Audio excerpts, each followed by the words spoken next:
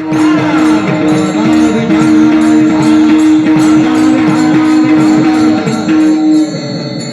महाराज जन्मले संसारी, जे ध्याते अंतरे नारायण.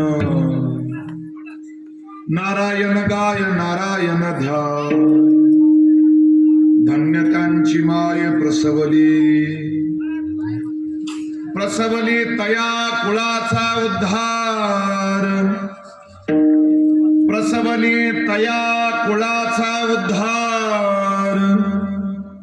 तो नर निर्धार नामा म्हणे, नारायण गाय नारायण ध्याय. धन्य त्यांची माय प्रसवली विठ्ठल.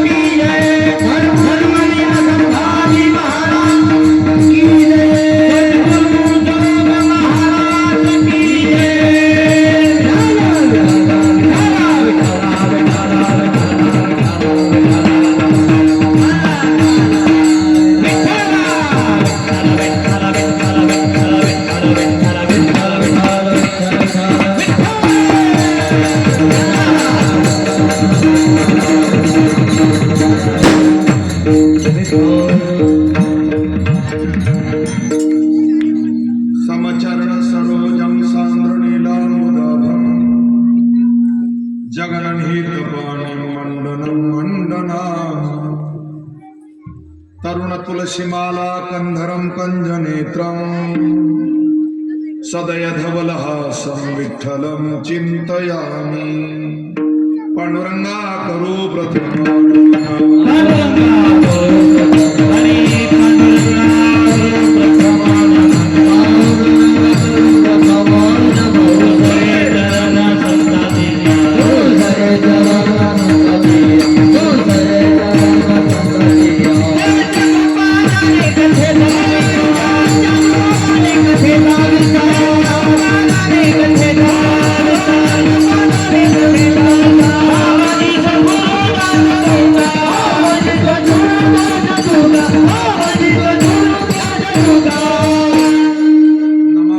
सद्गुरुं शांतं सच्चिदानंद विग्रहं पूर्ण ब्रह्म परानंदं मीशमालंदी वल्लभं.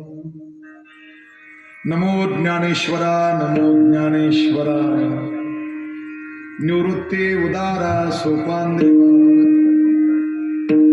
मुक्ताबाई नमो त्रिभुवन पावनी, आद्यत्रय जननी देवाची. लोकाभिरामं रणरंगधीरं, राजीवनेत्रं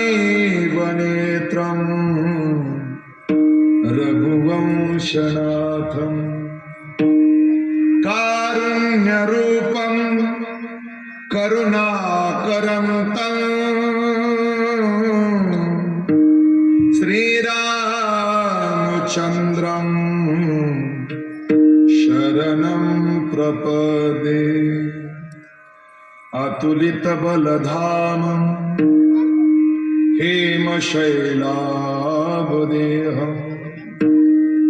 धनुजवनकृशाम् ज्ञानिनाम् अग्रगण्यम् सकलगुणनिधानम् वानरानामधीशम्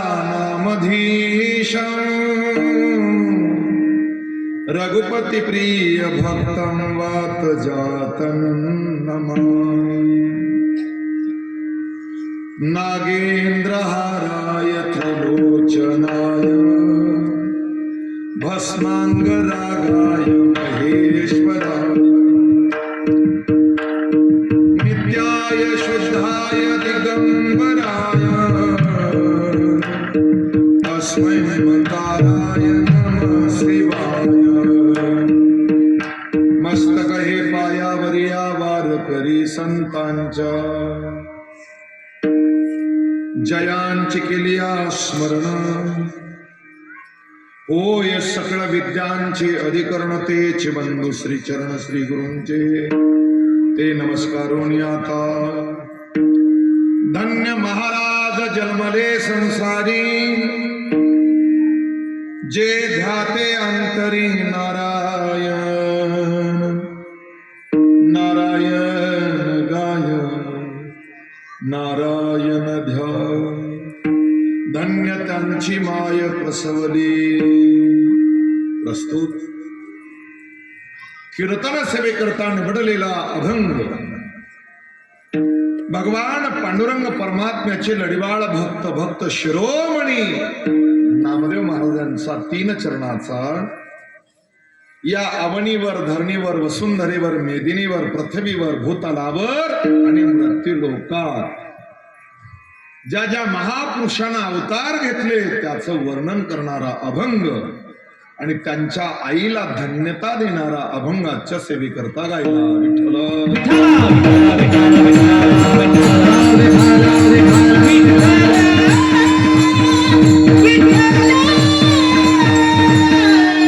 अभंगावर गोड असं चिंतन मांडण्यापूर्वी थोडसा परिहार देणं वक्त्याचं आद्य कर्तव्य आहे.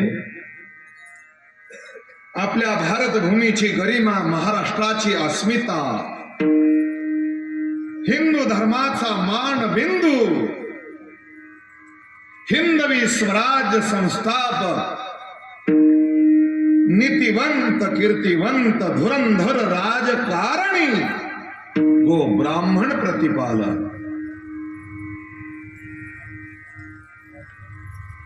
निश्चयाचा महामेरू, बहुत जनासी आधार, अखंड स्थितीचा निर्धार, श्रीमंत योगी, सप्त समुद्राच्याही पलीकडे ज्यांची कीर्ती कस्तुरीच्या सुगंधासारखी दरवळते, असे श्रीमंत राजे छत्रपती शिवाजी महाराज यांच्या जन्म उत्सव जयंतीच्या निमित्तानं 1 दिवसीय नैमित्तिक प्रकरणातली ही कीर्तन सेवा आहे. विठ्ठल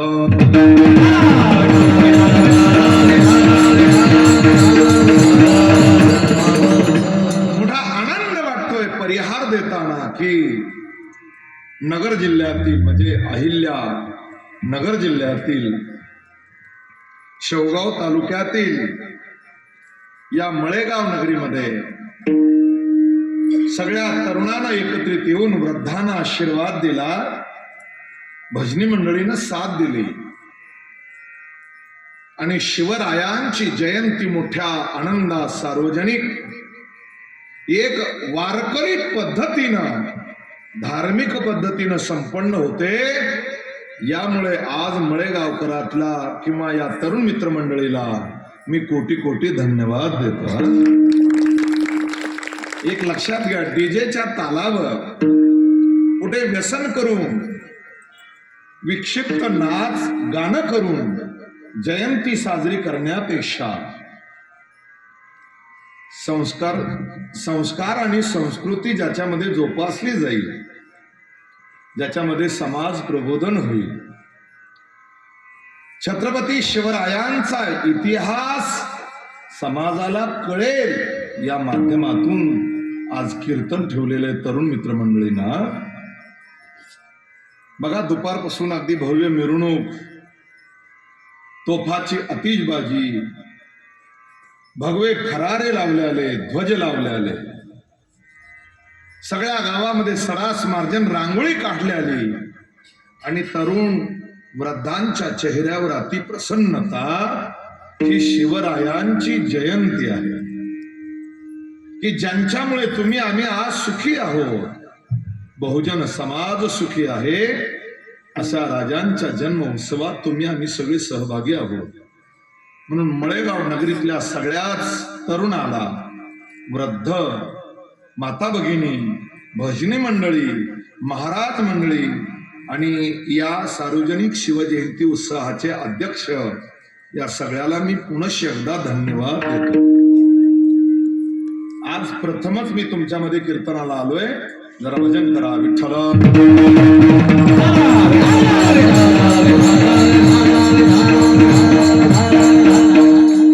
खरं पाहिलं तर अंतरवाली नगरीमध्ये, सराटी अंतरवाली नगरीमध्ये संघर्ष योद्धा जरांगे पाटील यांच्या आमरण उपोषणामध्ये सहजासहजी ज्यांची भेट झाली असे आपल्या गावातले भूमिपुत्र मनोहरराव सातपुते पाटील आणि अतिशय प्रेमळ व्यक्तिमत्व. तसं पाहिलं तर त्यांना नोहे हा एकट्याचा खेळ अनेक तरुणांना मदत केलेली आहे. पण मला अनेकांची नावं माहिती नाही, पण त्यांच्याबद्दल माझ्या हृदयात तेवढाच आदर आहे. म्हणून अगदी मनोहर दादानं मला ही तारीख दिली. आज शिवजयंती आहे. सकाळपासून हे दुसरं कीर्तन प्रवास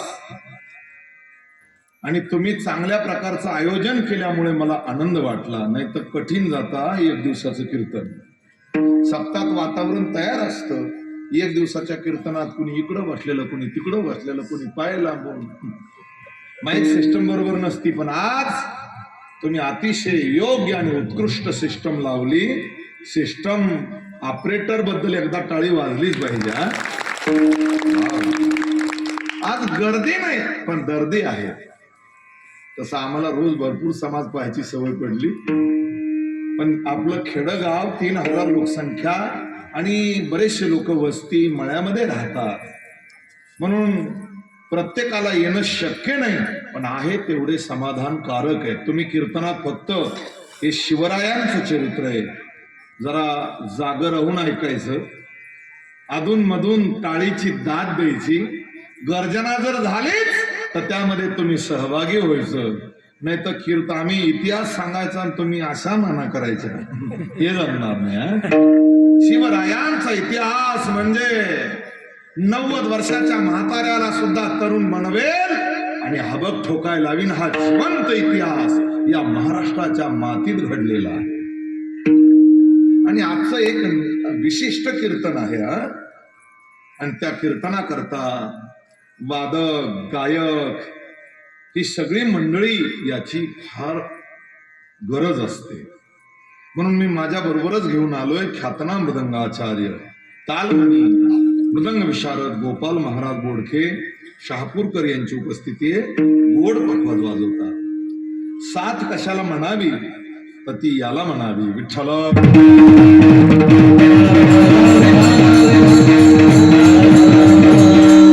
संगीत अलंकार आमच्या परिसराचा वैभव भजन सम्राट हरिभक्ती परायण बळीराम महाराज केजवट महाराजांची उपस्थिती आहे.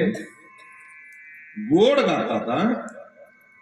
ज्यांनी सुरुवातीला गोड राग काढून सुंदर आळवला असे आमचे परममित्र हरिभक्ती परायण संगीत अलंकार, अनेक कथाकार आणि शिवचरित्राला साथ देणारे अशोकजी महाराज पुरी महाराजांची उपस्थिती आहे.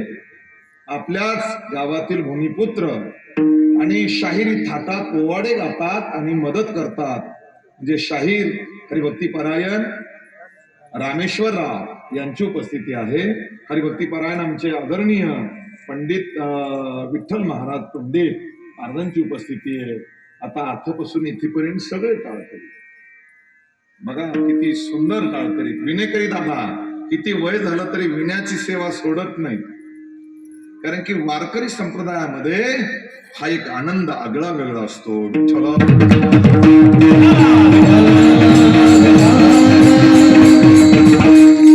आणि पंडित परिवारानं आल्यापासून अगदी भोजन, चहा पाणी, स्वागत, सत्कार म्हणजे हा वारकरी संप्रदायाचा घराणा आहे.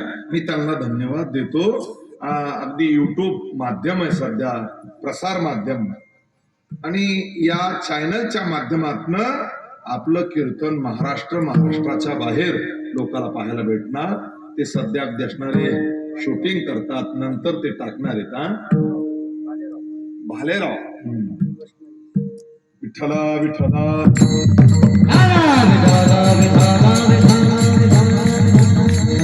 शिवरायांचा हा जन्म उत्सव आहे. अवघ्या महाराष्ट्रामध्ये भगवं वादळ निर्माण झालेलं आहे. गरज आहे काळाची.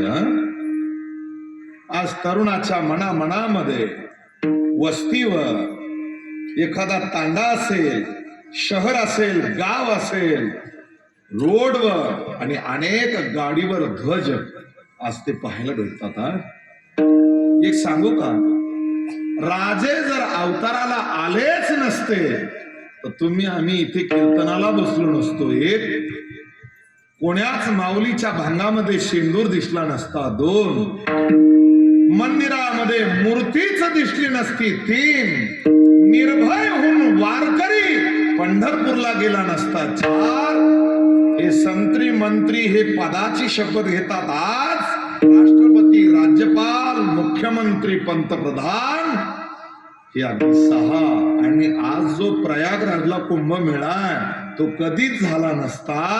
आन बाण शान कोणी उभा केली असेल तर श्रीमंत राजे छत्रपती शिवाजी महाराज. शाबाश शाबाश. त्याला इतिहास ऐकणं म्हणतात. राजे अवताराला आले म्हणून युगामध्ये परिवर्तन झालं. विठ्ठल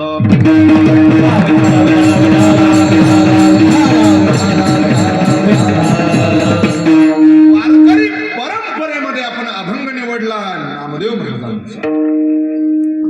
आणि आजपर्यंत जसा फेटा डोक्यावर बांधला तसा आजपर्यंत आणि मरेपर्यंतही कीर्तन दशक्रियाचं जरी असलं तरी मी राजांचं चरित्र मांडल्याशिवाय शेवट केला नाही. याचं एक कारण आहे की समाजाला जेवढं रामायण महत्वाचं, जेवढं श्रीमद भागवत महत्वाचं, गाथा ज्ञानेश्वरी महत्वाची, तेवढं शिवचरित्र महत्वाचं, अतिशय महत्वाचं आहे. शिव विचाराची प्रेरणाच अशी आहे की आज आमचे तरुण शिवरायांच्या विचारानच महाराष्ट्रामध्ये धर्माच्या रक्षणासाठी समोर येतात. शिव विचाराची प्रेरणा आज आमच्या आर्मी, भारतीय सर्व अगदी सीमेवर, मग ते चपट्या नाकाच्या चीनच्या सीमेवर असेल, भारत पाकिस्तान असेल किंवा नेपाळ असेल, आर्मीतला जवान खांद्यावर गण घेऊन, तिरंगा आपल्या खांद्यावर घेऊन राजांचं स्मरण करतो. राजे, तुम्ही आम्हाला स्वधर्म शिकवला आणि स्वधर्मामुळेच आम्ही घर दार, पत्नी, मुलं, लेकरं, आई वडील, माया ममता, धन, शरीराची हाव, विषय भोगाची लालसा याच्यावर पाणी सोडलं. राजे, या मातृभूमीसाठी आम्ही आमच्या हृदयावर गोळी झेलायलाही तयार आहे. ही शिवरायांची प्रेरणा. भारतात हा इतिहास होईल याच्यात नवल नाही. हे वाक्य ऐका, तुम्ही गुगलवर सर्च करून पहा. अमेरिकन राष्ट्रामध्ये जिथं असा नमस्कार केला जातो, मी कोण्या धर्माची टीका करत नाही, पण अमेरिकन राष्ट्र, ज्या राष्ट्रामध्ये आर्मीतले जवान शिवरायाचा अश्वारूढ पुतळा उभा करून रोज त्यांचं दर्शन घेऊन सीमेवर जातात, ही भारताची आणि महाराष्ट्राची गरिमा आहे. ही छत्रपती शिवरायांचा इतिहास आहे. म्हणून महाराष्ट्रात राजाने अवतार घेतला, तुम्हा मला त्यांचा स्वाभिमान का नसू नये. विठ्ठल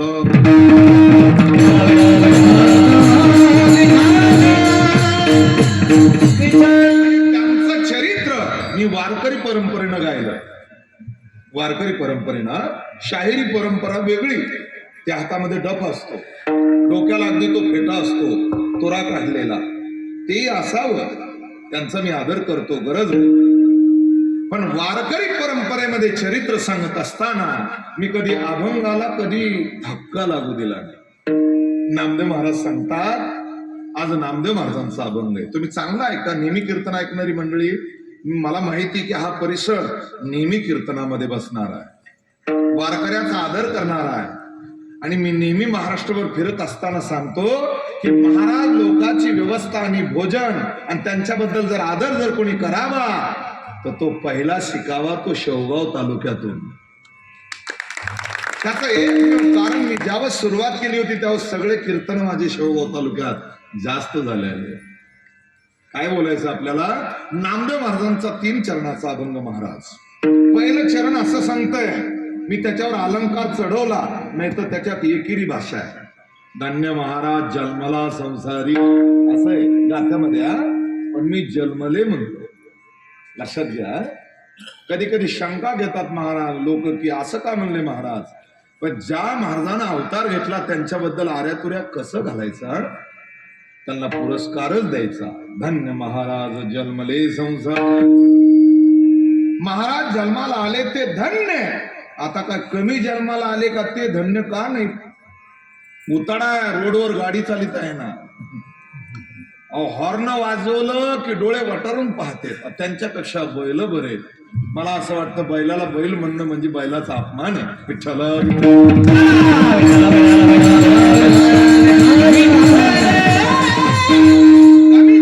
तुम्ही बघा, आमच्याकडे समर्थ सहकारी साखर कारखाना, इकडं तुमचा भेंडा आहे, अनेक काही कारखाने गंगामय आहे.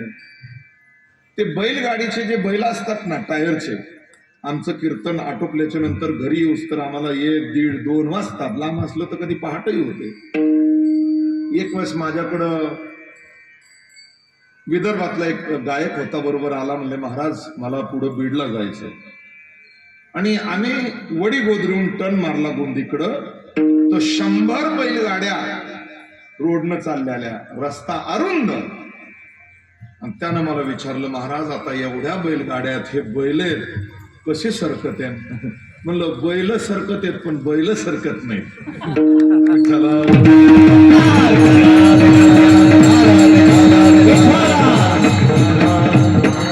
तुम्हाला बघायचं का म्हणलं, किती ज्ञानी आहेत ते बैल. और बैलासारखे हुशार कोणीच नाही. आपल्या मालकाचा प्राण वाघाच्या तावडीतून ज्यांनी वाचवला त्याला बैल म्हणतात.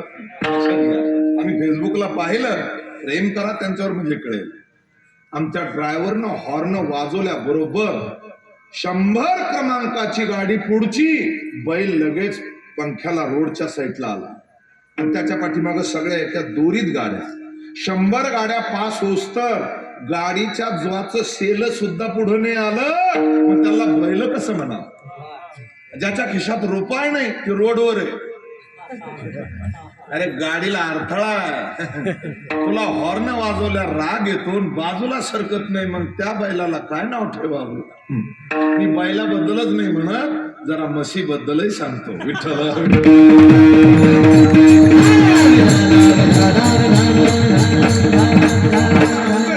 म्हणजे पशु पक्षाला इशारा कळतो, मानवाला कळू नये. अहो काय काय माणसाला मी जन्मालाच कशाला आलो हेच काही कळत नाही. मी जन्माला त्याला विचारलं, तू जन्म कशाला आला? ते म्हणला आपल्याला नाही माहिती. अरे कधी ज्ञानेश्वरी वाचली का? म्हणजे त्या भानगडीत पडतच नाही. कधी सप्त्याला जातो का? म्हणलं अजिबात नाही. शिवजयंती कधी वर्गणी? म्हणला आपल्याला ती सवयच नाही द्यायची. मी लांबचं सांगतो, इकडचं नाही. मग काय करीत असता? काही नाही, म्हणजे गावाच्या बाजूला एक मोठं जुनं वडाचं झाड आहे, त्या झाडाखाली मी पोतं टाकतो, खड्डे पडूस तर पत्ते खेळतो. अरे यासाठी जन्माला आला का बाबा? नाहीतरी काय थोडी श्वास पुढे. ज्ञानोबरायनं 9व्या अध्यायात अत्यंत सुंदर वर्णन केलंय. ना तरी साबरी वाढणलिया सरळा, वर फळन आतू पोकळा. काय स्तन झाले गळा शिळे जैसे, ना तरी सरोवर आटले, राणी दुखी दुखी भेटले, का वांज फुल फुलले झाड जैसे. यांचा उपयोग नाही, जन्माला येऊन फायदा नाही, देशभक्ती करत नाही, खरं सांगू का, या सृष्टीवर मानव देह जन्माला आला की त्याने 4 पुरुषार्थातला एक तरी पुरुषार्थ करावा. पहिला धर्म आहे, आणि धर्म हा व्याकरण दृष्टीनं सकळवाचक शब्द आहे. त्याला व्याप्ती अव्याप्ती असंभव असा दोष लागत नाही. धर्म ज्याच्यात आहे ते अर्थ. जरा बघा, आता धर्म पुढं पुढं न्यायचा. धर्म ज्याच्यामध्ये आहे असं कमवावं ते अर्थ. अर्थ म्हणजे धन. वाजत गाजत येते ती लक्ष्मी, आणि मागच्या दारावाट येते ती विठ्ठल. आता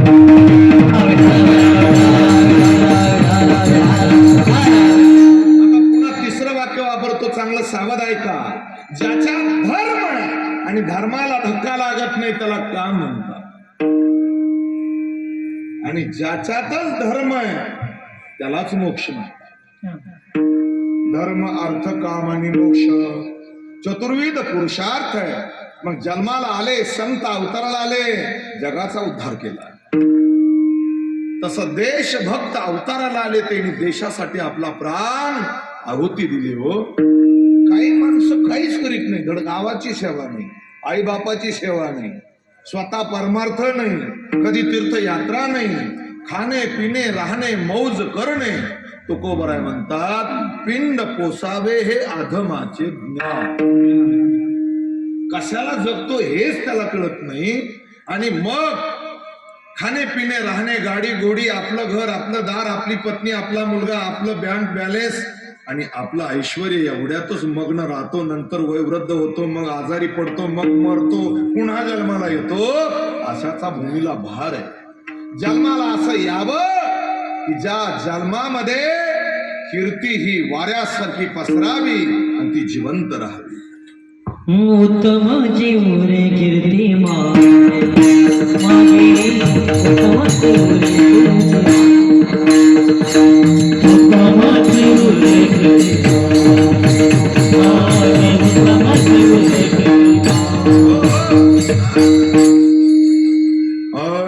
उत्तमाची उरे कीर्ती मागे, मागे रे मागे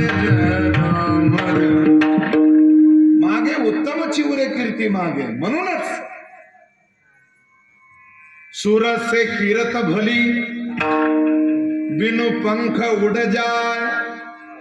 सुरत म्हणजे ती गुजरात मधली नाही हा.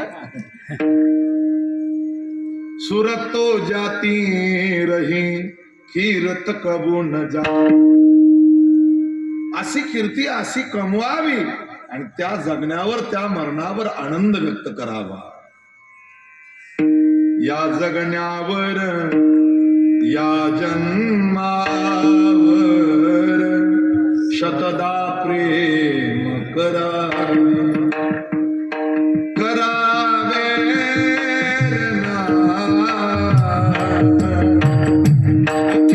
या जन्मावर या मरणावर शतदा प्रेम करावे. असं जगावं की लोकांना हेवा करावा, असं मरावं की विश्वानं रडावं, विश्वाच्या मालकानं रडावं, आणि मरून अशी कीर्ती कमवावी. यावं चंद्र सूर्य सोडा, जोपर्यंत कीर्ती आहे तोपर्यंत चंद्र सूर्य आहे, तोपर्यंत राजांची कीर्ती आहे. म्हणून आपल्याला धन्य जे जन्माला आले त्यांचं वर्णन करायचंय. विठ्ठला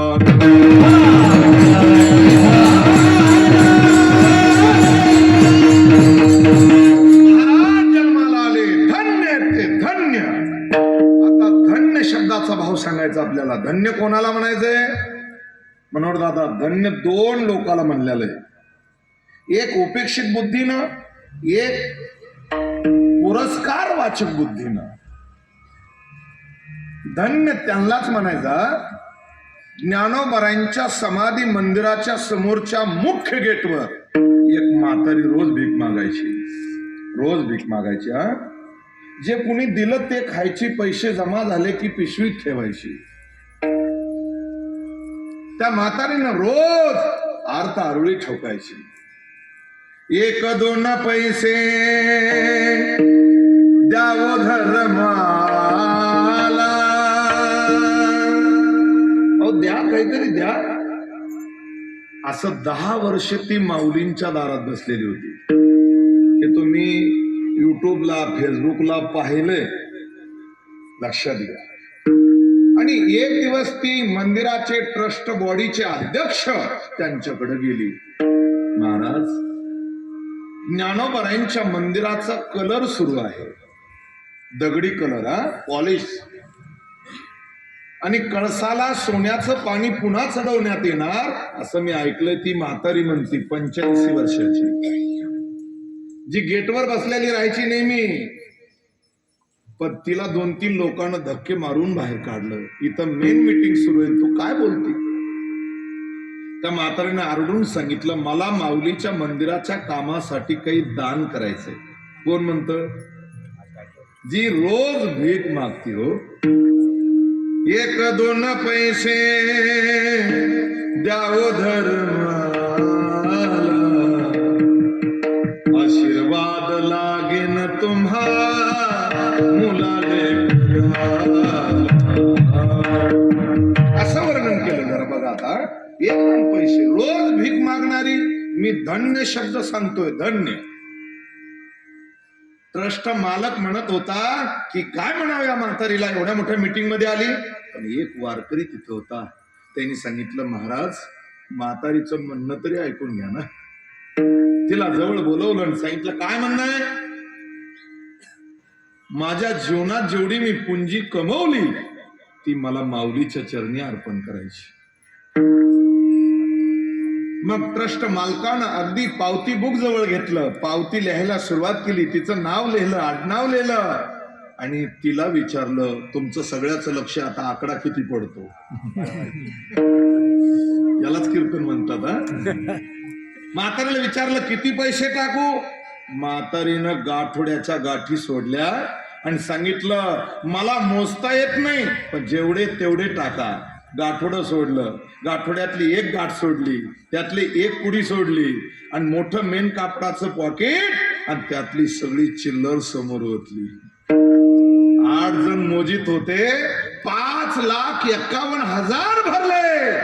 आणि मग ट्रस्ट मालक म्हातारीच्या चरणावर लोळला. असा तुम्हाला कळलं असतं तर टाळी वाजली असती, लक्षात. आणि मग लोक आवाज झाले, आणि तेवढ्यात तो ज्यानं धक्के दिले होते ना, त्यानं हात जोडले, त्याचे ओठ थरथर कापत होते, डोळ्यात पाणी होतं. तो म्हणत होता, आजी, धन्य धन्य धन्य आहात तुम्ही. आता पेटून दिलं तो 2 महिने जळायचं ना, एवढी श्रीमंती. पण सप्ताची वर्गणी चाळून चाळून 500च्या बंडल मधून 50च काढितो. लोक म्हणतात, काय माणूस आहे राव, 500 क्विंटल कापूस झाला याला, यांनी 50 रुपये दिले, धन्य झाली बुवा याची. म्हणजे कळलं तुम्हाला मी धन्य सांगितलं. झोपडीत राहणाऱ्या गरीबाच्या मुलानं कलेक्टरची पदवी हासिल केली. गावात मिरवणूक, म्हातारे म्हणत होते, धन्य हा मुलगा आणि धन्य याचे मायबाप. आणि चिरबंदी अष्टकोनी वाडा, 500 एकर जमीन, मी लांबचं सांगतो, इकडचं नाही. आणि त्याचा मुलगा 3 तास गटारात तोंड खोसून पडल्याला, गाईचं दूध पिऊन. मग लोक म्हणते, धन्य धन्य झाली बुवा याची. म्हणजे दोन्ही गोष्टी धन्य. मी तुम्हाला उपेक्षित बुद्धी नाही धन्य सांगितलं, आणि पुरस्कार वाचकही सांगितलं. नामदेव महाराज, तुम्ही कोणाला धन्य मानता? विठ्ठल.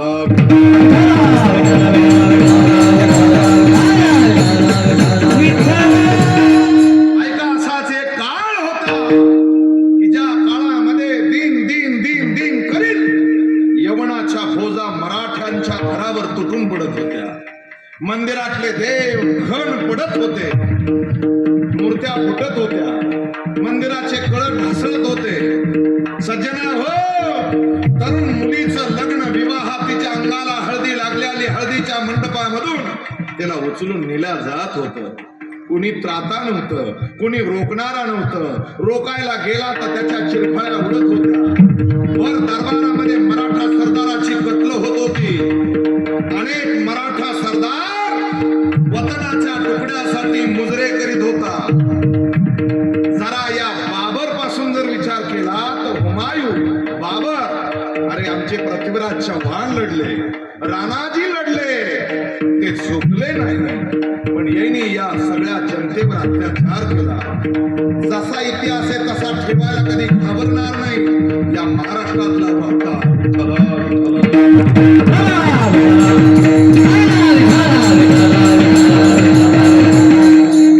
सर्वत्र अंधकार पसरलेला. जरा विजापूरचा विचार केला, 5.5 लाखाची फौज. दिल्ली आग्रा तख्ताचा विचार केला तर 7.5 लाखाची फौज. जंजिऱ्याच्या सिद्धीचा विचार केला तर 3.5च्या अगदी 5च्या हजारापर्यंत त्याची जास्त फौज नव्हती. पण तानशा कुतुबशा बघितला तर 3 लाखाची फौज. आणि मध्य मराठवाडा केंद्रबिंदू म्हणजे देवगिरी. जर देवगिरीचा किल्ला पाहिला ना तुम्ही जाऊन, जा तरुणा हो म्हणजे कळेल, आजही जशाच तसा आहे. तिथलं अगदी भूलभुलैया जर पाहिला, खंडक पाहिलं तर कळेल की आमच्या परंपरेची काय ज्ञान आणि विज्ञानालाही लाजवणारं बांधकाम. त्याचे इंजिनियर त्याच्या पुढे फेल आहे. हा किल्ला कोणालाही सर करता नाही आला, पण तिथं फितुरी झाली नाही. रणांगणात आम्ही रेटलो तर मग फितुरीच आहे. विठ्ठला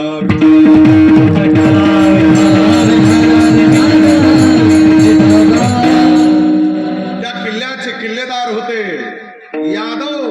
यादव राज्यातले रामदेव आणि शंकरदेव. शके 1100चा इतिहास आहे. खरं सांगू का, जन्मभर जरी इतिहास सांगितला ना तर आपल्यापासला संपणार नाही. अल्लाउद्दीन खिलजी तिथे येऊन आक्रमण करून आला आणि त्याने रामदेवाला आपलंस करून शंकर देवाचा काटा काढला, किल्ला हस्तगत केला, नंतर रामदेवालाही मारलं. ही नीतिमत्ता आहे. देवगिरीचं दौलताबाद झालं आणि सगळे जाधवराव भोसले ही सगळी मातब्बर घराणे याच देवगिरीच्या परिसरात. पुढे अगदी 12व्या शतकात ज्ञानोबराय अवताराला आले. ज्ञानेश्वरीच्या ओव्या गाऊ लागलेलो. 13वं शतक सुरू होताच माऊलीनं समाधी घेतली. आता मात्र तांडव सुरू झालं. तांडव पुढे वेद मंत्र म्हणण्यासाठी सुद्धा स्वातंत्र्य नाहीये. भगवी पताका घेऊन वारकरी पंढरपूरला जाऊ शकत नाही. आज आम्ही एवढे सुखी आहोत, त्यांचे उपकार आहे. गेलं 13वं शतक गेलं की 14वं आलं. 15व्या शतकामध्ये नाथबाबांना अवतार घेतला आणि सगळ्या बहुजन समाजाला एकत्रित घेतलं. त्याला संत म्हणतात. नाथांचे रूपके भारुडे अभंग गवळणी, नाथ भागवत रुक्मिणी स्वयंवर आणि भावार्थ रामायण लोक ऐकू लागले. नाथानं जल समाधी घेतली. 15वं शतक सरलं आणि आता 16वं शतक सुरू झालं. 15व्या शतकामध्ये एक अगदी स्वातंत्र्याची चिंगारी देवगिरीच्याच मातीत जन्माला आली. खरं पाहिलं तर देवगिरी पासून जवळच अगदी विदर्भात राजा सिंदखेड नावाची नगरी. आपले विदर्भात भरपूर कीर्तन. जाताना मी त्या मातीला आपल्या कपाळाला लावून पुढे जातो, कारण की ज्या मातीतून एक वीरांगना राष्ट्रमाता जन्माला आल्या, त्या राष्ट्रमाता म्हणजे जिजाऊ म्हाळसा राणीच्या पोटी अवतार घेतला आणि वयाच्या 8व्या वर्षी बापाला प्रश्न विचारले. आबासाहेब म्हणजे लखोजी राजे जाधव. 5 बंधू होते जिजाऊ मासाहेबांना. राघोजी, अचलोजी, दत्ताजी, ही जी मंडळी आहे अत्यंत महापराक्रमी. जाधव कुटुंब सामान्य नाही. 12,000 घोडदळ जाधवांच्या वाड्यापुढे फुरफुरत होत. गजांत लक्ष्मी होती. 20 एकर मध्ये चिरबंदी वाडा आजही पाहायला भेटतो. 100 एकरचा आवार होता. नौकर चाकर म्याना पालख्या होत्या आणि एकदा आपल्या सावकारकीच्या गावात फेरफटका मारताना लहान वयात 8व्या वर्षी जिजाऊ माँसाहेब आपल्या बापाबरोबर घोड्यावर बसून तिथं गेले आणि गेल्याच्या नंतर त्यांनी पाहिलं पडलेलं मंदिर, महादेवाचा तुटलेला नंदी बघितला आणि जिजाऊ माँसाहेबांना दुःख वाटलं. न जाणून जिजाऊ माँसाहेबांना प्रश्न विचारला, आबासाहेब तुमच्या कपाळाला गंध आहे, तुंबाड मिशात, हातात ताकद आहे, हातामध्ये कड आहे, शमशेर मजबूत आहे, 12,000 घोडदळ आहे, आणि तरी सुद्धा आपल्या नगरीत आणि आपल्या परिसरात देवाची मूर्ती का तुटते, मंदिर का पडतं हे सांगा.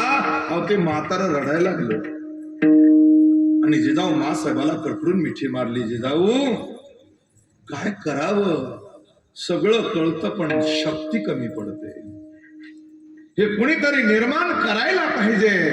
माँसाहेबांच्या मनात लहानपणापासून स्वातंत्र्याचं वादळ होतं. कालांतरानं योग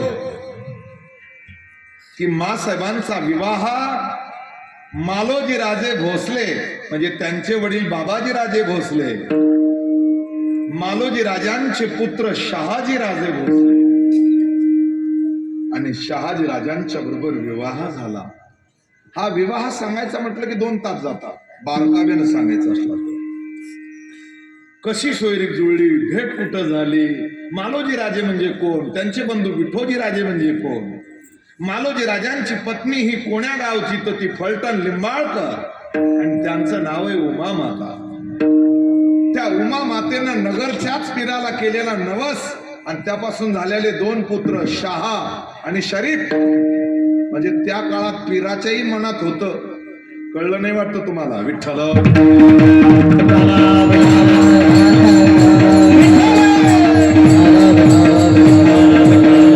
विवाह झाल्याच्या नंतर जिजाऊ माँसाहेबांना पहिलं अपत्य झालं, त्याला दादा महाराज शंभूराजे म्हणतात. शहाजी राजाने बंड केला पण तो फसला स्वातंत्र्याचा. म्हणूनच राजमुद्रामध्ये पहिलं अक्षर शहाजी राजांबद्दलच दिलेलं आहे, प्रतिपश्चंद्र लेखेव. आम्ही राजमुद्रा आमच्या गाडीवर किंवा कुठेतरी ती स्थापन करतो, पण आम्हाला अर्थ लक्षात आला पाहिजे. विठ्ठल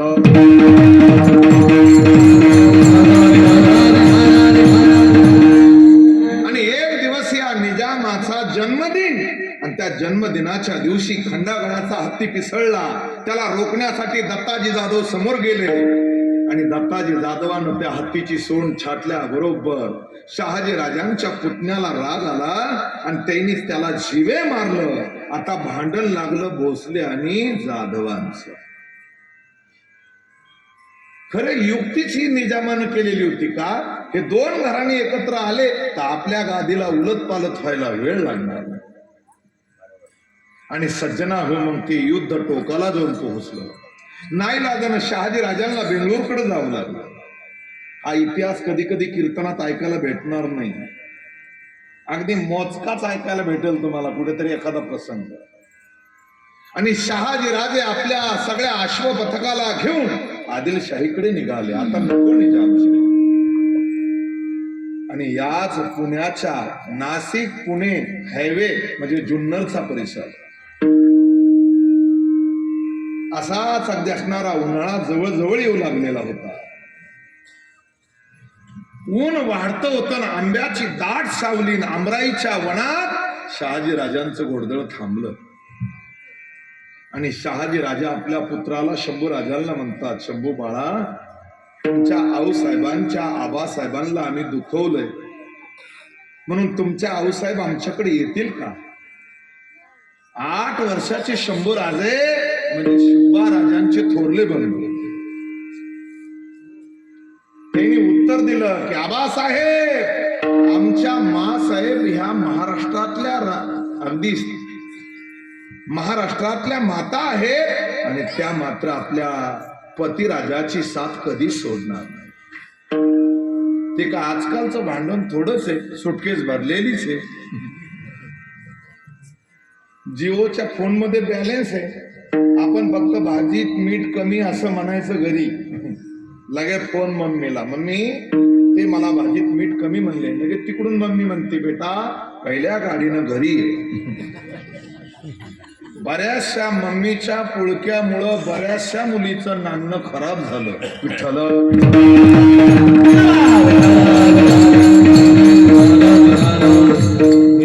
तेवढ्यात घोड्याच्या टापाचा आवाज ऐकू येऊ लागला. शाबाश. धुळीचे लोट उठले आले. जिजाऊ मासाहेब आघाडीच्या घोड्यावर दौडत होत्या. पोटामध्ये बालक होता 7 महिन्याचं.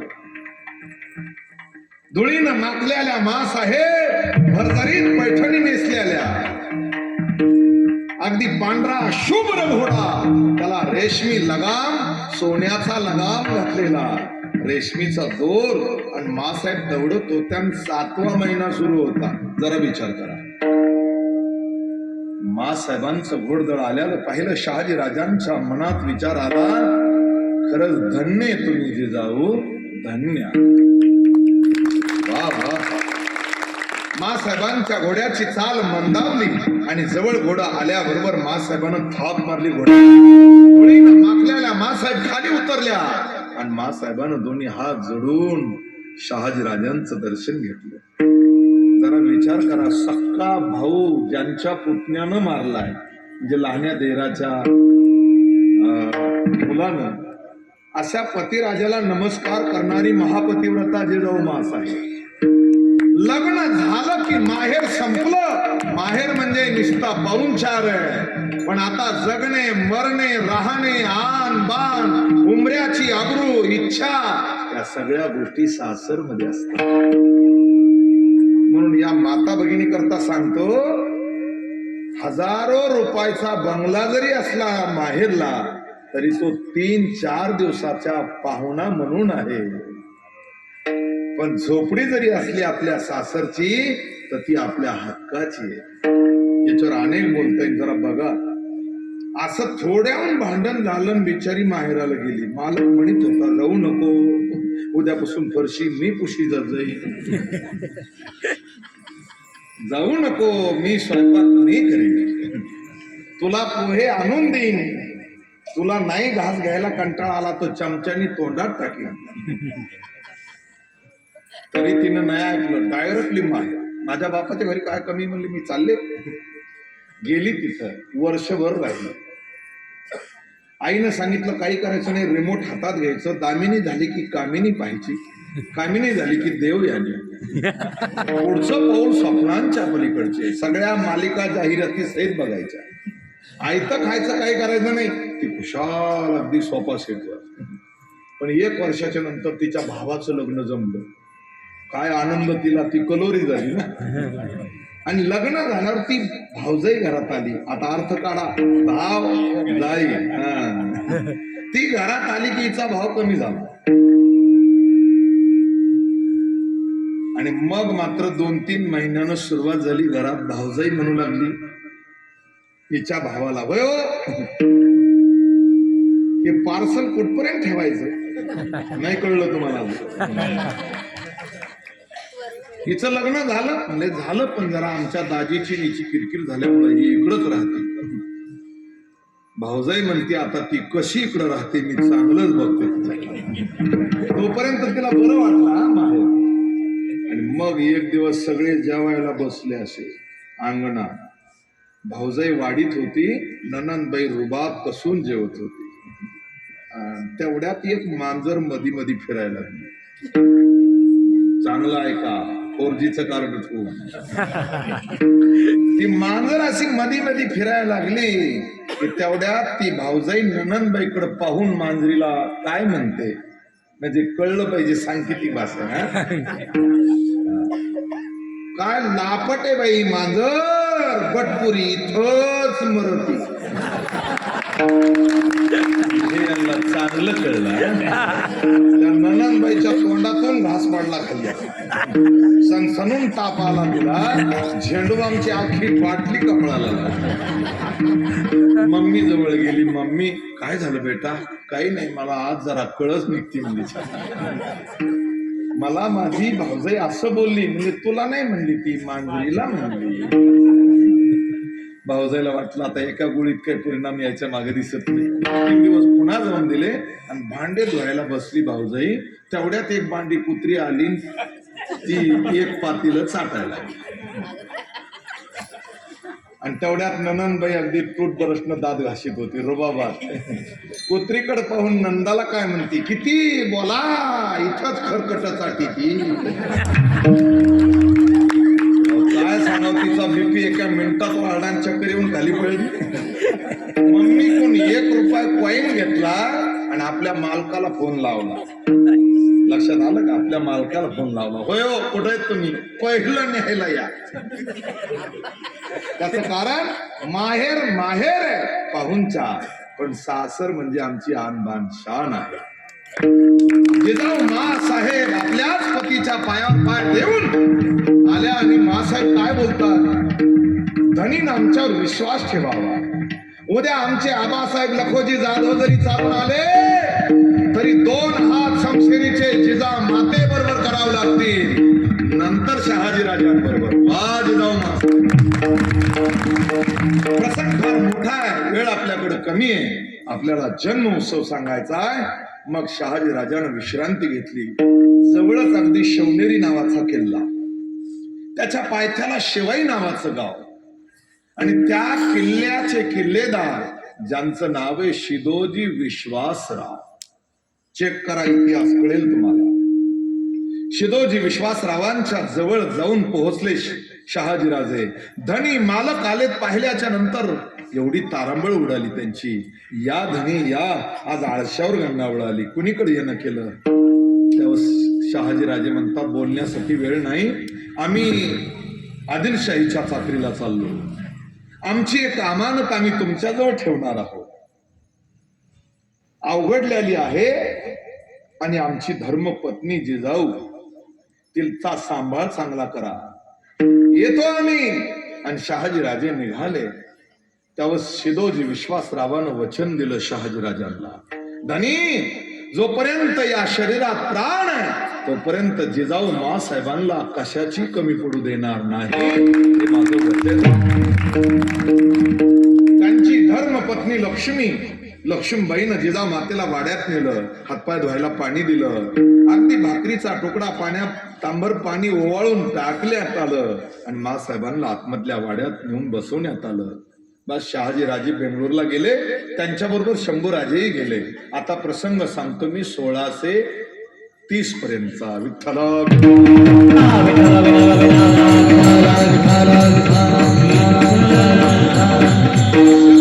विश्वासरावांच्या मनात आलं की आपण या शिवाई गावात राहिलो तर इथं शत्रूचं आक्रमण होऊ शकतं, आणि आता स्वराज्याची जोखीम आपल्यावर आहे. मासाहेब आपल्या वाड्यात आहे. अभेद्य किल्ला म्हणजे शिवनेरीच्या किल्ल्यावर ज्ञाना पालख्या तयार झाल्या आणि जिजाऊ मासाहेबांना गडावर नेण्यात आलं. पहिल्याच पायथ्याला शिवाई देवीचं मंदिर आहे. त्या मंदिराला पाहिल्यावर मासाहेबांचा आनंद द्विगुणी झाला, आणि मासाहेबांना ज्ञानातून खाली उतरून त्या जगदंबेचं दर्शन घेतलं. गडावर जाऊन पोहोचल्या. भव्य भक्कम वाडा होता, गोड पाण्याच्या विहिरी होत्या, धान्य कोठार होतं, बाले किल्ला, पण त्याच्यावर आदिलशाहीचं निशाण होतं. हे दुर्दैव आहे. विठ्ठल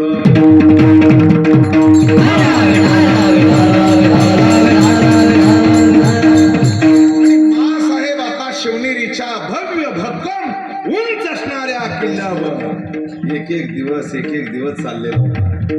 महाराज काय सांगा, मासाहेबांना मग अगदी 8वा महिना सुरू झाला.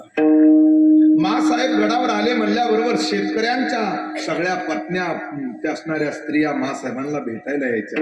कोणी भैमुगाच्या शेंगा, तर कोणी रानमेवा, तर कोणी अगदी फळं आणायचे.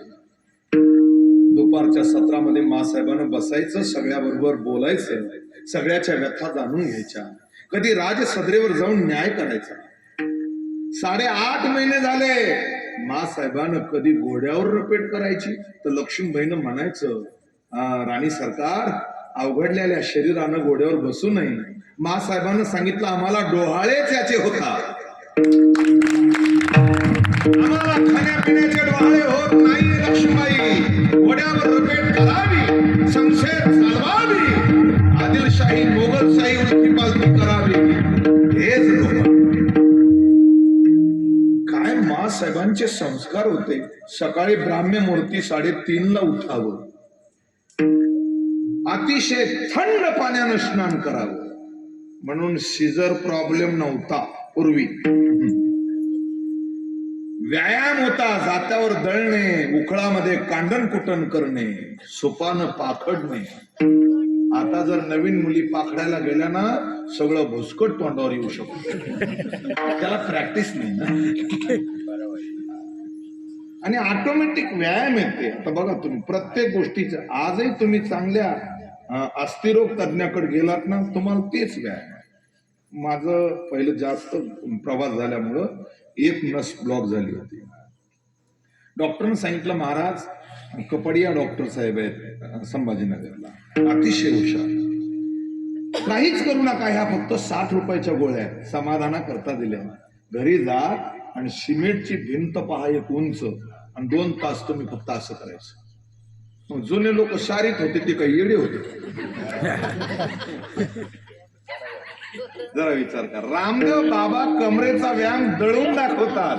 अहो, जुने लोक काय वेडे नव्हते. विठ्ठल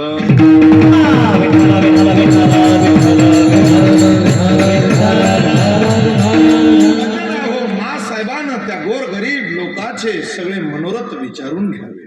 कोणाला घर नाही, कोणाची जमीन कुणी बळकवलेली, कोणावर अन्याय झालेला. काही लोक असे येत होते की ज्यांना कोरड्यानं हंटरनं सगळ्या पाठा फोडलेल्या त्यांच्या. हो, मासाहेबांचं अंतकरण अगदी तळमळू लागलं. आणि मासाहेब एक दिवस शिवाई देवीच्या मंदिरात जाऊन बसल्या. सकाळची वेळ होती, समयात तेवत होत्या. मंद मंद प्रकाश, कस्तुरीचा सुगंध, फुलाचा सुगंध दरवळत होता, थंडगार वायू येत होता. आणि मासाहेबांनी शिवाई देवी पुढे प्रार्थना केली, पुत्र भावा ऐसा गुंडा ज्याचा तेही लोकेची. हे जगदंबे, असा पुत्र दे की ज्याची दिगंतरामध्ये कीर्ती झाली पाहिजे. कुठपर्यंत दार बंद करते दार उघड, दार उघड बाय, दार उघड, दार उघड बाय, दार उघड.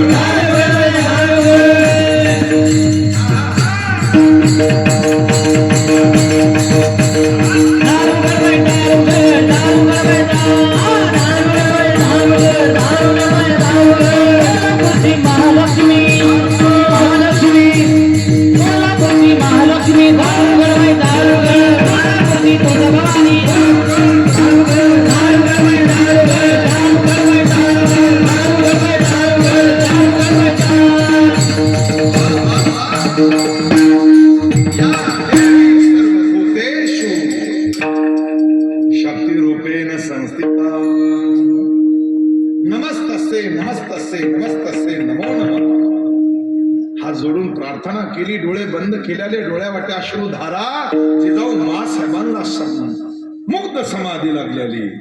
हात अगदी उजळ असं करून बसलेल्या शिवाई देवीच्या पुढं, असा पुत्र दे की त्याचं 2025 काय यावत चंद्र सूर्य तोपर्यंत गायन झालं पाहिजे. आणि तेवढ्यात त्या शिवाई देवीच्या अगदी मस्तकावर ठेवलेलं गुलाबाचं फूल निसटलं आणि मासाहेबांच्या ओंजळीत येऊन पडलं. मासाहेबांना हा कौल भेटला. आता 9वा महिना सुरू झाला. मासाहेबांना कधी रामायण ऐकायचं, तर कधी महाभारत वाचायचं. गर्भावर संस्कार होत असतात. आता रोज जर टीव्ही पुढे बसली तर मुलगा जन्माला आलेला टीव्हीच पाहणार ना, मोबाईलच बघणार, डीजी पुढेच नाचणार. जरा लक्षात घ्या. सत्वर उच्चार प्रल्हादे बिंबला, उद्धवाला धला कृष्णदाता. या न्यायानं अगदी असणार मासाहेबानं नेहमी भगवत चिंतन करावं. श्रीराम जय राम राम, श्रीराम जय राम. सार्थ भजन करावं. 9वा महिना सरत आला, 9 दिवस परिपूर्ण झाले आणि शशिर ऋतू आला होता. आता सध्या कोणता ऋतू आहे? शशिर ऋतू आहे. त्याच्यानंतर लगेच अगदी वसंत ऋतू येणार आहे आता थोड्या दिवसात. आंब्याला मोहर आलेला, झाडाचे पानं गळू लागले, त्याला नवीन पानं येऊ लागली. रानामध्ये अगदी वाळूट फिरू लागली, पाचोळा उडू लागला, उन्हाळ्याची चाहूल लागू लागली. शुक्ल नाम संवत्सर होतं. शुक्ल नाम संवत्सर म्हणजे काळ संवत्सर. सिंह लग्नाची तिथी होती, वार शुक्रवार, आणि सकाळचं जेवण झालं की मासाहेबांच्या पोटामध्ये कळ निघली.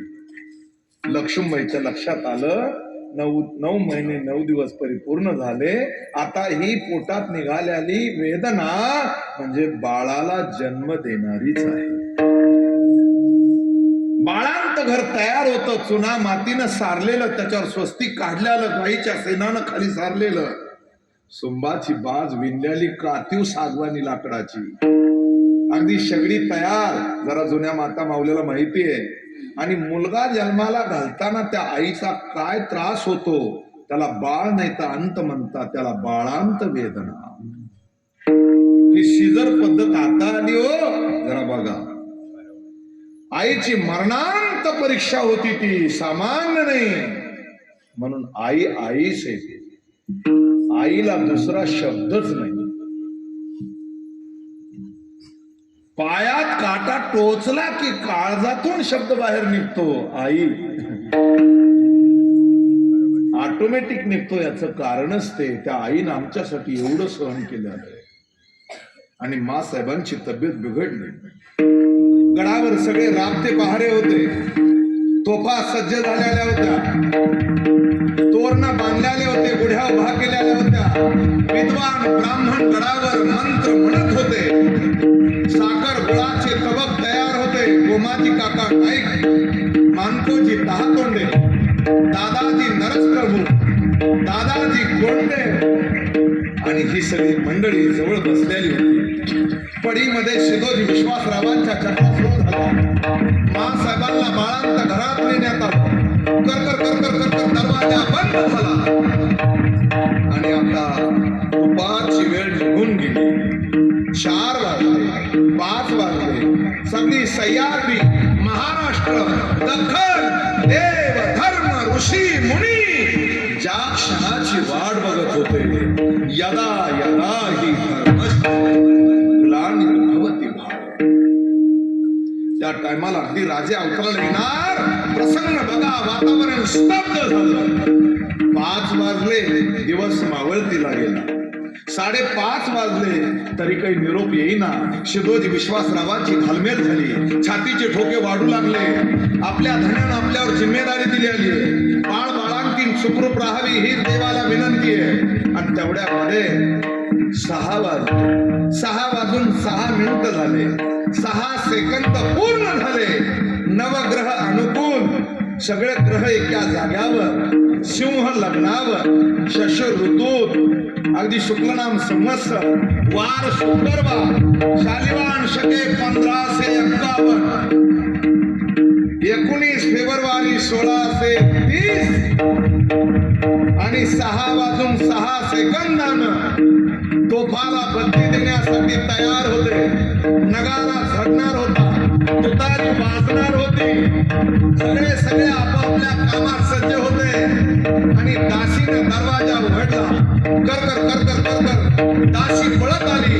किल्लेदार, साखर घ्या, साखर. राणी सरकाराला पुत्र झाला. छत्रपती शिवाजी राजा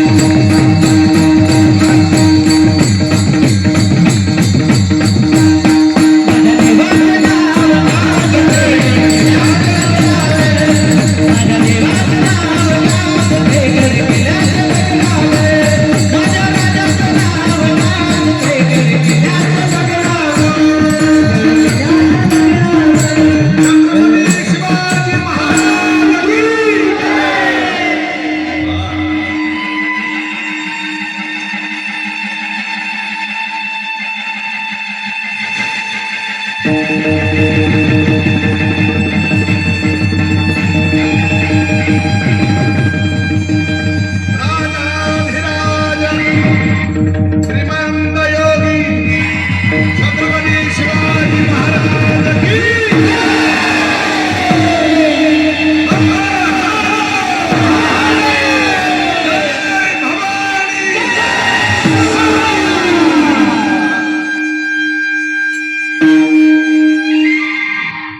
शाबाश. जरा यांच्याकरता टाळी एकदा आणि या वादक गायकाकरता पुन्हा एकदा. राजे शिवनेरीवर अवतार घेतला. सगळ्या सृष्टीला आनंदी आनंद. आणि मग काय तो आनंद व्यक्त करीत असताना स्वतः नामदेव महाराज अशा महान राजाच्या अवताराला धन्यता देतात. हे अभंगाचं धन्य महाराज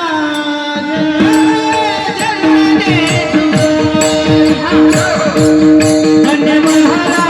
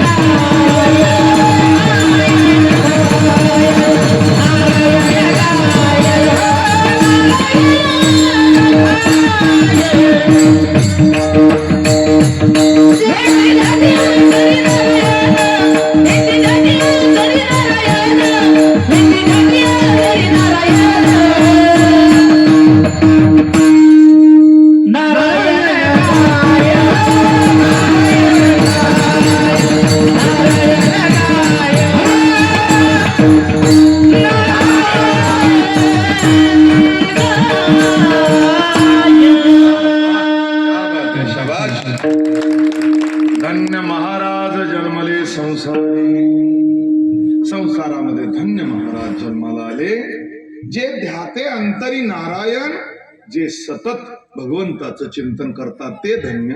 धन्य तोची एक जगी हरिरंजनाचे, रामकृष्ण वासुदेव सदा स्मरे वाचे. धन्य तो आहे की ज्याच्या हृदयात दया आहे. धन्य ते संसारी दयावंत जे अंतरी अंतरी अंतरी येथे उपचारासाठी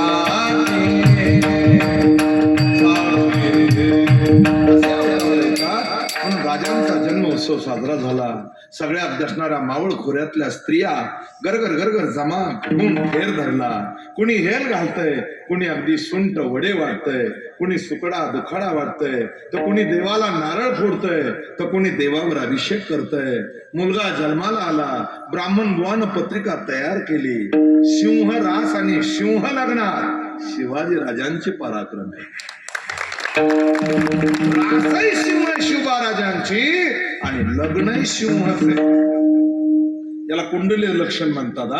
कुंडलीहून 80% ओळख होती मानवाची. म्हणजे ज्योतिष शास्त्र हे चुकीचं नाही, अंधश्रद्धा नाही. काय बोलायचं आपल्याला? मग मात्र पाळणा बांधण्यात आला शिवनेरीवर. आज शिवनेरीवर तो पाळणा हलत असेल. इथं फार मोठा पाळण्याचा कार्यक्रम झाला अगोदरच, आहे की नाही? या माता मावल्या पाळणा सुद्धा म्हणल्या. जो जो रे कुलभूषणा असा दिसणारा तो भगवान शिवरायाचा पाळणा संपन्न झाला. आणि मासाहेबानं नाव ठेवलं सी वा. जसं कृष्ण गोकुळात जन्माला आला आणि दुष्टाला काप सुटला कंसाला, तसं राजे शिवनेरीवर अवतराला आले आणि आदिलशाही मोगलशाही मध्ये आपशकून होऊ लागले. राजे अवतराला आले, मग मात्र रांगायला लागले. कीर्तनात वेळ कमी, रांगायला लागले. रांगता रांगता हाताला टेका धरून उभा राहू लागले. मग 10 वर्षाची मूर्ती झाली. सगळे मावळे जमा करावे शिवबा राजानं, चिखलाची गडकोट करावे, त्याच्यावर भगवा ध्वज लावावा, हातात लाकडी तलवार घ्यावी आणि हर हर महादेव करून युद्ध करावं. आणि हे मासाहेबानं पाहावं. जुन्या ह्या म्हाताऱ्या बसलेल्या त्या म्हणतात ना, लेकराचे पाय पाळण्यात दिसत येत. आता काय धाब्यावर पहा, डीजे पुढं नाचताना बघा. जरा विचार करा ना, लेकराचे पाय पुढं पाळण्यात दिसतात म्हणजे त्याचे बाल संस्कार ते महत्वाचे आहेत. आज आईबाप कमवण्याच्या भानगडीत जास्त आहेत, पण मुलावर संस्कार द्या हीच फार मोठी संपत्ती आहे. विठ्ठल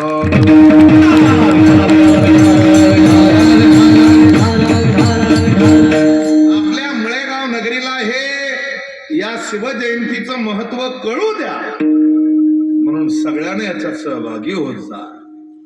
यावर्षी हे प्रांगण कमी अगदी जरा भरलं नाही, पण पुढच्या वर्षी तर बसायला जागा नाही राहिली. सरळ हाताने या जयंतीला मदत करा, याच्यात अन्नदानही ठेवा, काय हरकत नाही. म्हणून पुढच्या वर्षी 7 ते 9 कीर्तन ठेवून 9च्या पुढे आलेल्या लोकांना भोजन जर ठेवलं ना, तर त्याच्यासारखा आनंद नाही, त्याच्यासारखा आनंद नाही. अहो, राजे जर अवताराला आले नसते तर आज कोण्याच धर्माला, कोण्याच पंथाला, कोण्याच जाती धर्मातल्या लोकांना स्वाभिमानानं जगता नसतं आलं. म्हणून महाराष्ट्रातले दैवत जर कोणतं असेल तर छत्रपती शिवराय. राजानं मावळे जमा केले. जसं ज्ञानोबारायनं संत मांदियाळी केली, तसं राजानं मावळे. जरा बघा, उंबरट गावचा तानाजी मालुसरे, त्यांचे बंधू सूर्याजी, मामा सेला. जर पाहिलं तर लाल महाल पुण्यामध्ये बांधला शिवबा राजानं. वेळ कमी, मी जरा ठळक बातम्या सांगतोय. आणि सोन्याच्या फळानं जमीन नांगरणारा पहिलाच राजा जर कोण असेल तर ते छत्रपती शिवाजी महाराज आहेत. मुरार जगदेवानं पुण्याचं वाटोळं केलं होतं, तिथं लाल महाल बांधून लोकांचा न्याय करू लागले. रांजेकर पाटलाचे हात पाय तोडले राजानं. त्या परस्त्री कुमारिका मुलीवर बदामल केल्यामुळे त्याला ही सजा झाली. जरा बघा, आता राजांचे मावळे जमा लागू लागले. त्याच्यामध्ये होळीच्या दिवशी होळीमधून नारळ कोण काढणार? अशी दौंडी दिली. राजे समोर बसलेले, जो काढील त्याला सोन्याचं कडं. आणि तेवढ्यात 5 वाजेपर्यंत 6 वाजेपर्यंत कुणी नारळ काढला नाही. पण एक मुलगा 2 टांगी गुडघ्या इतकं धोतर नेसलेला, पिळदार शरीर, रुंदाड छाती, उगा अगदी ओठावर कुठं मोठं मिशी चमकत होती, भव्य कपाळ, बाहुबंड मजबूत, पिळदार शरीर, गळ्यात काळ्या कर्दुडाचा गंठा, हातात कड आणि डोक्याला मुंडस बांधलेलं समोर आलं. आणि ते विचारू लागलं, हे काय? अरे समोर राजे बसले, शोभा राजे. मासाहेब आहेत, जो कुणी या पेटलेल्या होळीतून नारळ काढेल त्याला राजे स्वतः आपल्या हातानं सोन्याचं कडं बहाल करतील. असं ऐकल्या बरोबर त्यानं न विचार करताच थोडं 10 पाऊल माग गेलं, जमिनीचं दर्शन घेतलं आणि जय खंडे राय म्हणून उडी मारली. पळत चाला 10 फुटाची जंप घेऊन त्यानं होळीत पेटलेल्या होळीतून नारळ काढला, राजांच्या चरणाजवळ आपटला आणि सगळ्यांना जयघोष केला त्याचा. राजे उठले, वा मर्दा, कोण?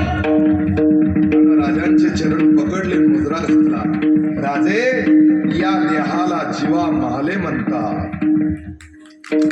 त्या दिवशी जीवा महाले राजांच्या संगतीत आले. राजानं कडकडून मिठी मारली. जरा किती दूरदृष्टी राजांची. राजांचं वय कमीत कमी 15 वर्षाचं किंवा 16 वर्षाचं. या वयामध्ये आपला हा बाल संगडी मित्र कोण्या कामाला भविष्यात येईल याची नोंद राजाच्या हृदय डायरीत होती. म्हणून अफजल खानाला मारताना मुख्य अंगरक्षक जीवा महालेलाच केलं, कारण त्याची ती जंप पाहिली होती.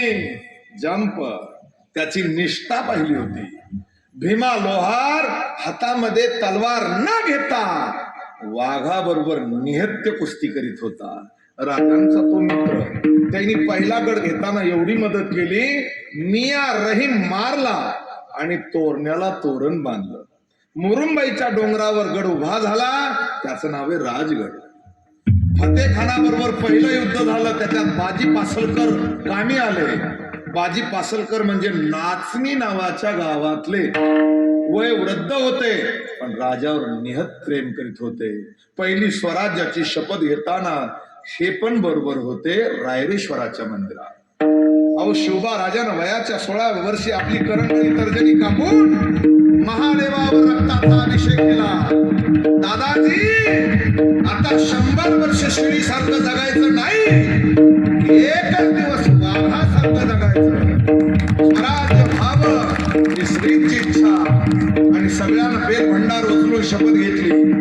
काय म्हणाले दादाजी? हे पुरंदरचे किल्लेदार होते, दादाजी नरस प्रभू. आणि बाजी काका पासलकर म्हणतात, शोभा, आम्ही तुमच्या रूपात शंकराचीच मूर्ती पाहतो.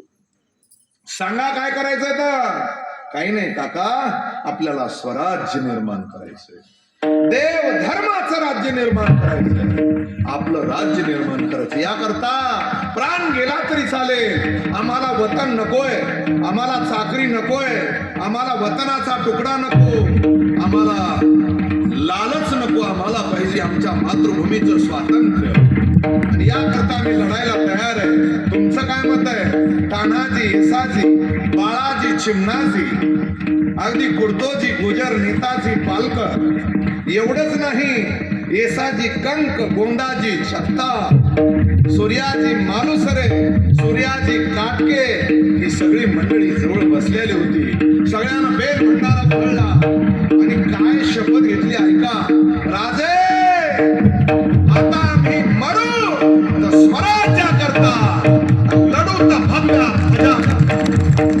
शोभाची मावळ्यावी काही भिनार मरणार, काही भिनार मरणार, सांगून गेला कुणी जाईल, सांगून गेला कुणी जाईल,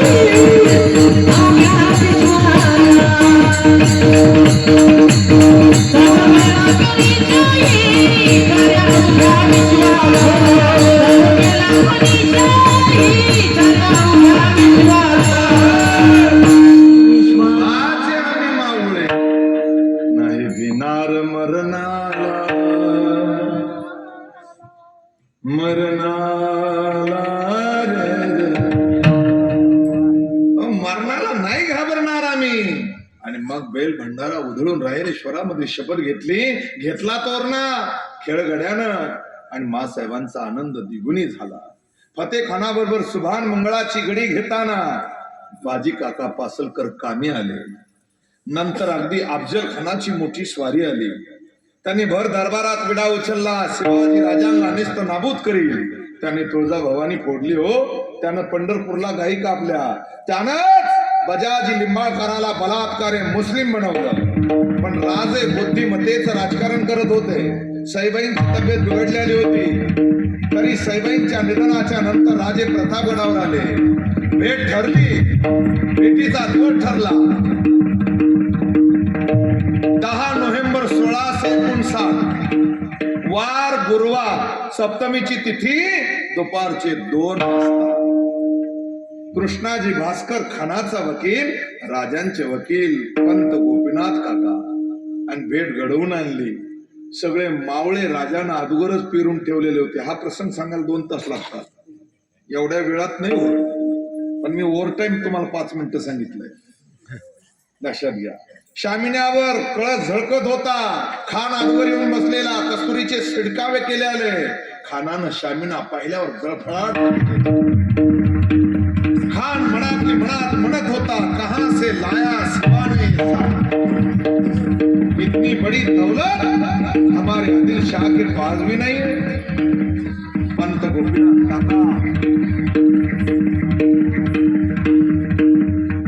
गोपीनाथ काका म्हणत होते, खान साहब ये अपनी दौलत है, तुम्हारे ही पास है.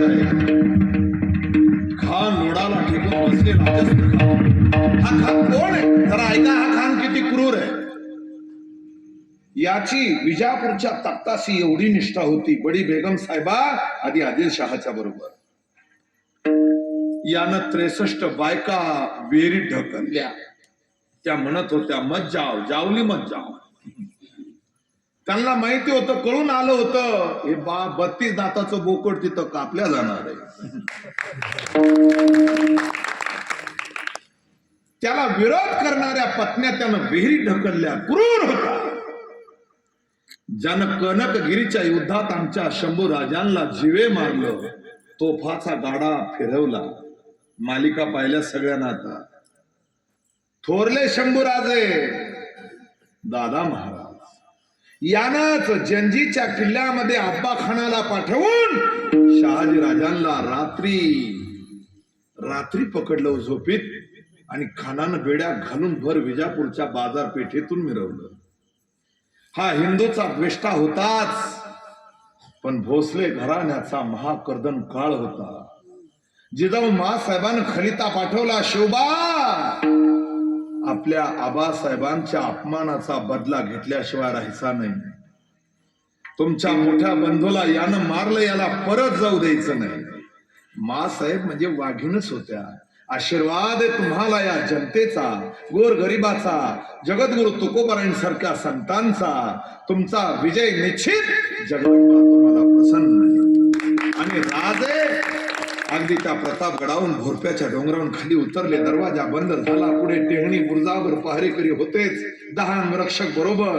त्याच्यात येसाजी मुरुंब, त्याच्यातच जिवाजी महाले, त्याच्यातच मुस्लिम असूनही राजांचा एकनिष्ठ होता मावळा. त्याचं नाव आहे सिद्दी इब्राहिम. जरा बघा, राजानं जातीचा कधी द्वेष केला नाही, गुणाचा आदरच केला. ज्याची निष्ठा स्वराज्याशी तो शत्रू नाही, पण ज्या स्वराज्याला लुटतो राजानं त्याला कधी सोडलं नाही. आता खानाची भेट आहे. सय्यद बंडाला बाजूला करून राजे शामिन्याच्या दारात आले. खान उठून उभा राहिला. राजे धीमे पावलं टाकीत आले. काय राजे चतुर होते, राजकारणामध्ये मुरब्बी होते राजे. किती नीती शिकलेले होते सांगता येत नाही. राजे त्या दिवशी पहाटे 3:30 ला उठलेले. थंड पाण्यानं स्नान करण्याच्या अगोदर आपली दाढी कमी करायला लावली. का? त्याच्या हातात नाही आली पाहिजे. काय बारकाईच डोकं होतं बघा.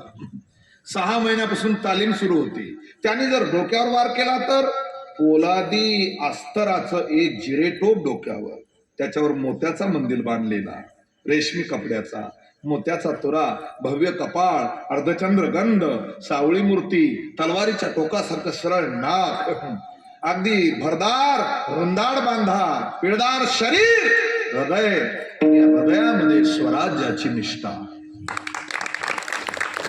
आतमध्ये बंडी घातली, त्याच्यावर अगदी चिलखत चढवलं, पोलादी चिलखत होतं ते, त्याच्यावर अंगरखा चढवला, पांढरा शुभ्र, थोडा अत्तराचा शिडकावा केला, मागबाही घेतली, त्याच्या आतमध्ये एक अगदी गुप्त जागा ठेवली, ज्याला आपण वॉच पॉकेट म्हणतो, आणि त्याच्या दुधारी जे पंजाबचे लोक ठेवतात, तुम्ही ठेवा असं मला म्हणायचं नाही, मला काय बोलायचं बघा, नाही तर काय अर्थ काढतील लोक सांगता येत नाही. दुधारी असणार एक शस्त्र, त्याला बिचवा म्हणतात, तो लपून ठेवला, आणि 10 बोटात अंगठ्या घातल्या, अंगठ्या दिसत होत्या, पण असा हात केला की तो खानाचा काळच होता, त्याला वाघ नख म्हणतात. राजे शामियानात आले आणि जगदंबेचं स्मरण करीत करीत आले, हे जगदंबे शक्ती दे. खान उठून उभा राहिला, दोन्ही वकिलांना ओळख करून दिली, एवढा वेळ आपल्याकडे नाही, आणि खानानं बाह्या पसरल्या, आओ शिवाजी गले मिलो, हमारा भाग्यवर बन जा, सब किले हमारे हवाले कर दो. असं म्हणत राजे समोर गेले, आलिंगन दिले, आला बलाया झालं. एक क्षणाचा अवधी सगळा महाराष्ट्र स्तब्ध होता, बघत होता. वायू थांबला, सूर्य स्तब्ध झाला. अहो, जावळीचं एवढं घनदाट जंगल, पण पाखरू सुद्धा चिवचिवत नव्हतं, आणि एवढी शांतता. खानानं डाव्या बगलेत राजांना दाबलं, दम घुटमळू लागला. शक्ती खानाची जास्त होती, पण शिवबा राजांची युक्ती महत्वाची होती. शेवट तो कपट केलं, त्यानं राजानं बगलाला दाबल्याबरोबर राजे श्वास घेऊन अंग मोकळं करू लागले. झटपट सुरू झाली. खानानं आपल्या कमरेवर जाती खंजर काढलं, राजांच्या पाठीवर मारलं, खर दिशा निसक्त खाली घसरलं.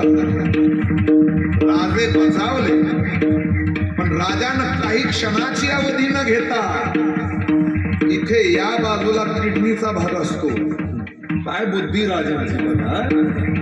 बरोबर त्याचं जाडजूड पोट रुंदाळ, राजानं आपल्या वाघ नखाला त्याच्यामध्ये खुपसिलं, आणि बरोबर दोन्ही ताकदीनं पुढे वळल्याबरोबर रक्ताच्या चिकंड्या उठल्या आणि खान मोठा रडला, लाव दुश्मन ने मुझे बाहेर आरोळीला गेला.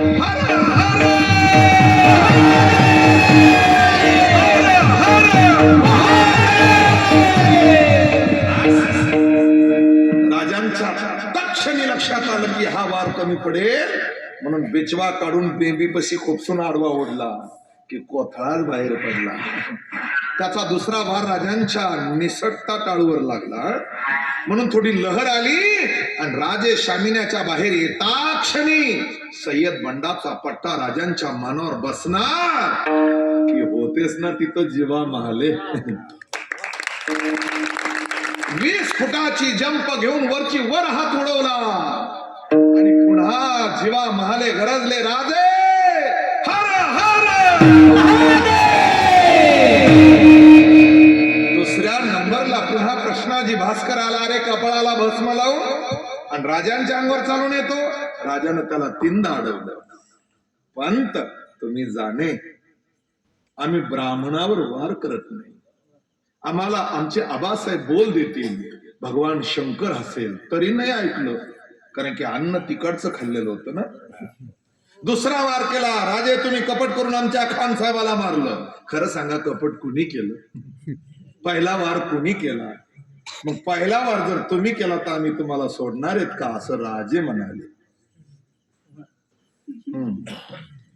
आणि मग मात्र कृष्णाजी भास्करानं 3रा वार केला. आता ते राजे होते. राजानं एक बैठक घेऊन दसरंग साठवला दिल्याबरोबर त्याच्या 2 चिरफळ्या झाल्या, जसं आंब्याचं फळ कापावं, आणि कृष्णाजी भास्कर गावतात जाऊन पडलं. ओ, राजे विजयी झाले, 10 अंगरक्षकही विजयी झाले, आणि जावळीच्या खोऱ्यात खान पुरता बुडाला. संपत्ती लुटून राजे पुन्हा प्रतापगडावर हजर. मासाहेबांना वार्ता पोहोचली, संभाजी कावजीनं शिरकमल राजगडावर नेलं खानाचं. ते आजही पन्हाळ्यात बसवले आले पाहायला भेटत. दुसरा पराक्रम राजे पन्हाळ्याहून सुटले. तिथं बाजी फुलाजी बांदल, रायाजी बांदल, शंभूसिंग जाधव, सहासे मावळे आणि शिवा काशीदासारखे रत्न गेले हो. नंतर राजानं सर्जिकल स्ट्राईक केली.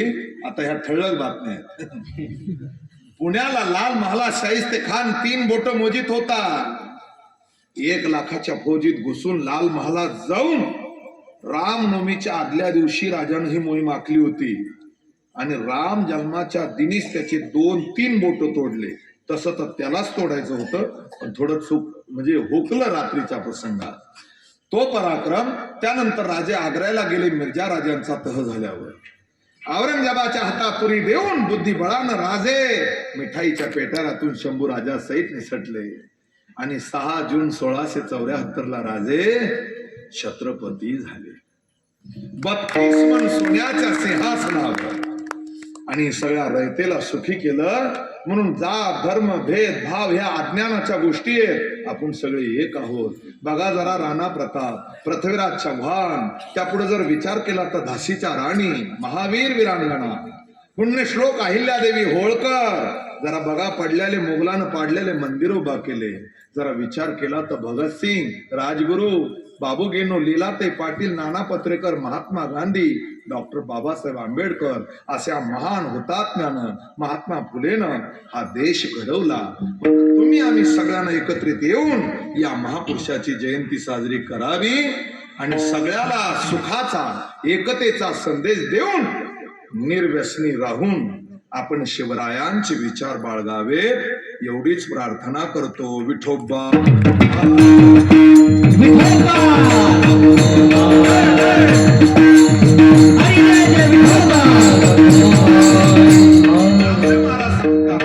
अशांच्या मातेला धन्यता दिली. धन्य ती माता आहे की अशा पुत्राला जन्म देते. म्हणून याच्यावर अनेक असं बोलता येईल, वेळ नाही माझ्याकडे बोलायचं. एक धन्य माय व्याली सुकृताचे फळ, फळ ते निर्फळ हरिविना. धन्य माता पिता तयाची या, धन्य त्यांची माता प्रसवली, प्रसवली तया कुळाचा उद्धार. सगळ्या कुळाचा उद्धार जर करायचा असेल तर त्या मातेची पुण्याई आहे. जर मुलगा वाईट निघला तर माईला आईला दोष दिला जातो. म्हणून शशुलो मात्र पुण्येन पितृपुण्येन चतुरता, दातृत्व वंश पुण्येन आत्मपुण्येन सभाग्यता. ज्ञानेश्वर